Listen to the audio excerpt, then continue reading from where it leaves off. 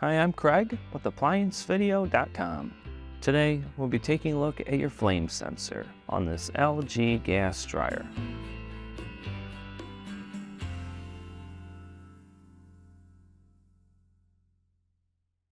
Stop. Before beginning any repair, always be sure to disconnect the power to the appliance. It is also recommended to test the outlet for the proper voltage. Remember to also turn off the water. The main reason why you'd be replacing your flame sensor is if the unit does not heat at all or it intermittently does not heat. Now, click on the link below to view this repair video. ApplianceVideo.com guides you step by step, giving you the confidence to avoid recalls and callbacks, also saving time on repairs.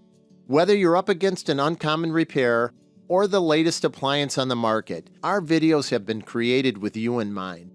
Our growing library of videos have been produced using our factory-certified technicians who have extensive infield experience over the past 30 years. ApplianceVideo.com provides high-quality repair videos that anyone can follow, regardless of their skill level. We are here to help. Click on the link below to view this repair video and let us help you do it right the first time.